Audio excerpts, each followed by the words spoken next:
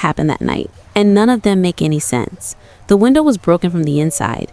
Anything that might have smashed it from the outside would have been lying on the floor. And I have trouble convincing myself that it was Weston, not only because of how heavily he had been sleeping, but also because of how quickly I had woken up after the nightmare.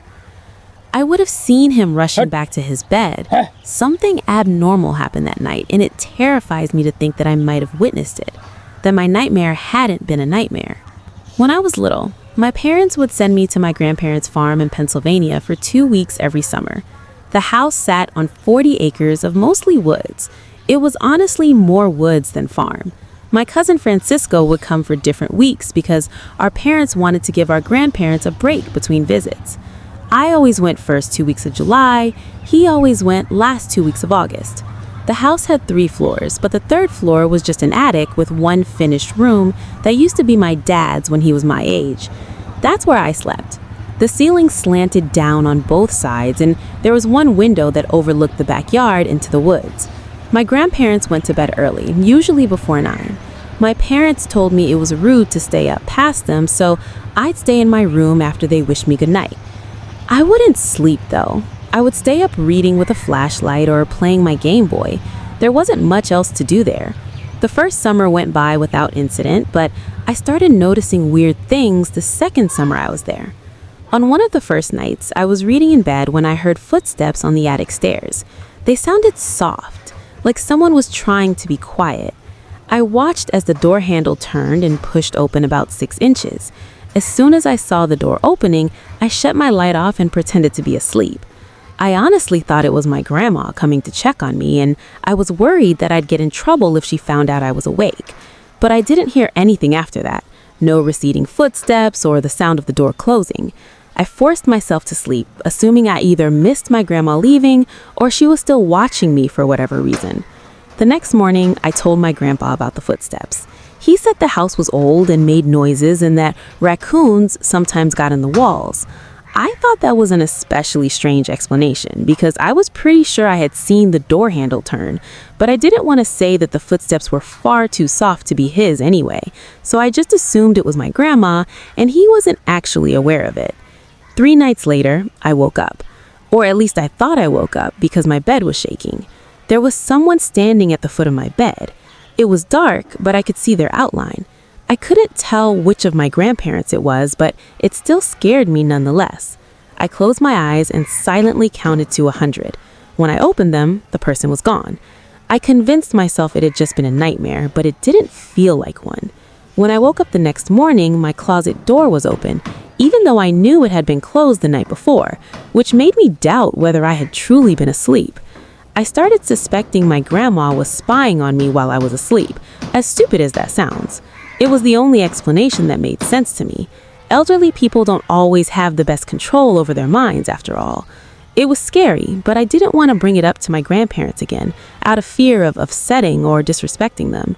Similar things happened periodically over the course of that week and the next, and when it came time to go home, I was relieved. When my mom picked me up, I told her everything. She laughed and said it was impossible to get my grandma out of bed after she fell asleep. Then she told me I had an active imagination and that old houses were creepy.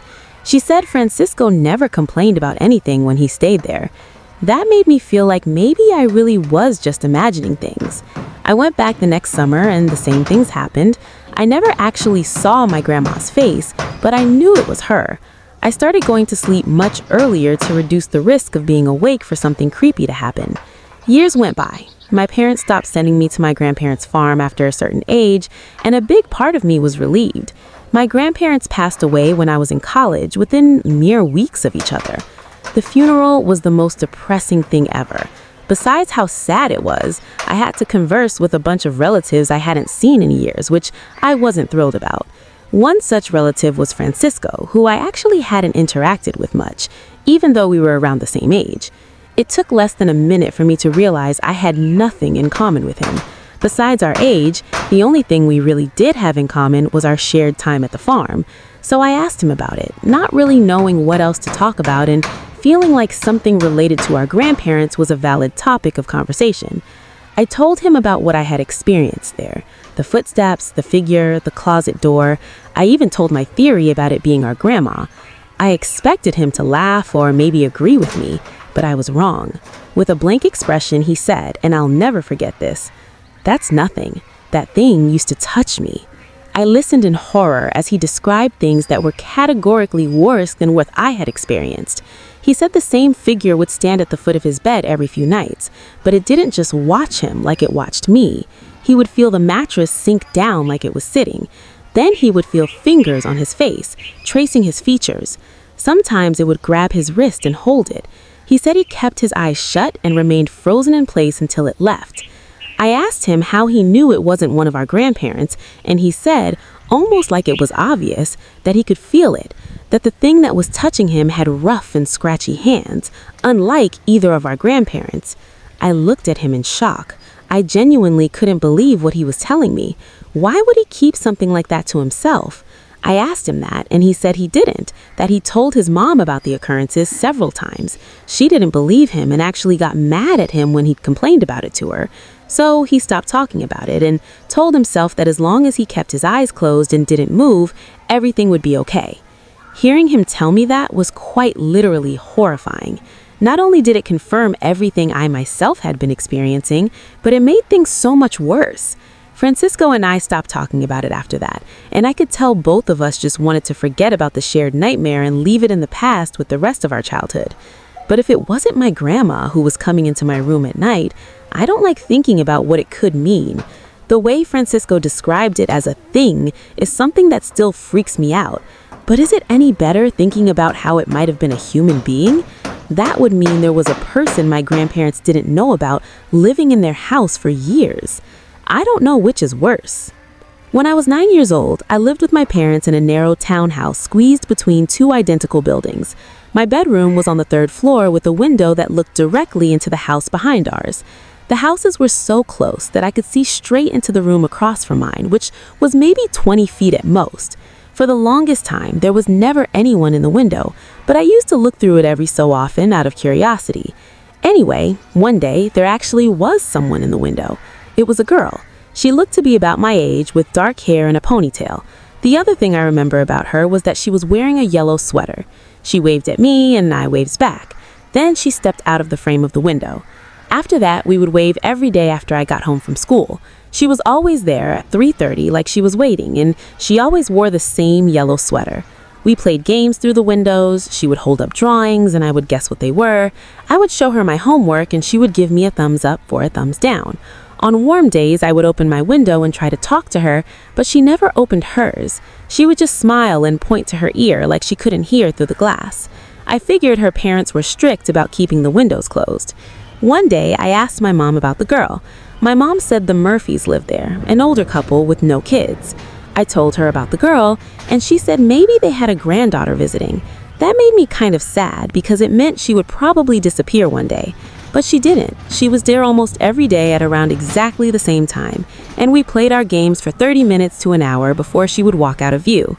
A few weeks later, I woke up around 2 a.m. to tapping. I walked over to my window and realized it was the girl. She was at her window, which was strange because I had never seen her at any time other than right after school. She wasn't smiling like she normally was. She pointed down at something I couldn't see and put her hands together like she was begging. I didn't know what she wanted, but it started to scare me, so I crawled back into bed. The tapping continued for a few more minutes and then stopped. She wasn't at the window for 3 days after that. I started thinking I had upset her by ignoring her that night, but then on the 4th night, the tapping woke me again. This time she was pressing both hands against the glass. Her mouth was moving like she was saying something, but I wasn't able to hear her since her window was closed. Her breath fogged up the window, which was strange because it was the middle of May and warm. She kept mouthing the same words. It obviously looked like she was saying, "Help me." Then she stepped back and I saw something that made me freak out. There was a dark stain on her yellow sweater, like a blotch of paint or mud. I ran to my parents' room almost crying. My dad ran to my room and looked out my window, but the light was off and the girl wasn't in the window anymore. My parents convinced me it was just a nightmare and told me to go back to sleep.